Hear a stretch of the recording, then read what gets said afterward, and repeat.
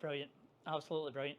Mate, we're going to, you were talking about in your book as well, that communication, and I think that's something that we kind of all really struggle with, don't we?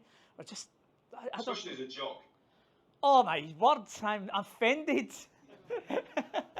A jock's a derogatory term for a Scottish person. Well, it's not derogatory, is it? It comes from a place of No, love. it's not. Yeah. Yeah, exactly. Yeah. When I lived in England, this guy used to always call me a sweaty, and I was like, sweaty sock jock. See, there's a communication. So that's a brilliant example there of communication, Stephen. You had an assumption what the audience knew about what sweaty meant. And this is about why we have these gaps in communication. Is because we make the assumptions about what other people are on. Now, I know that Stephen's a little bit stressed here at the front.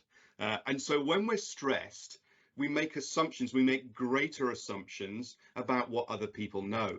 So I'm just going to say, make up some numbers. Stephen and I are talking, and I'm going to make an assumption that he knows about 30% of the topic because there's a sort of shared understanding. He's trained, he's got some capabilities. And I'm going to give him 70% of the message to fill the rest of the gap of that knowledge so he can go off and do stuff.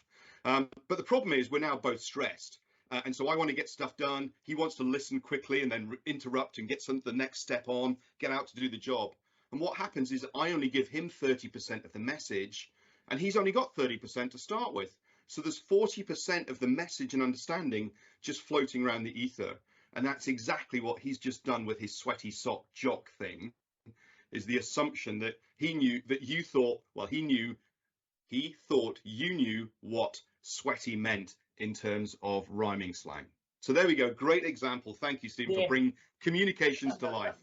Yeah, and it's funny because there's a couple here that we work together, and every now and again I'll say, hey, I mean this word. And I've lived in Australia for 20 years, Gareth, and I've been away for 24, 25 now. It's a long time I've been gone. So I'll say to the girls, what's this word? What does this mean? And it's right, you're true, mate. That's exactly right. That's what we talk about. Sometimes I just don't know what the hell some of these words are all on about.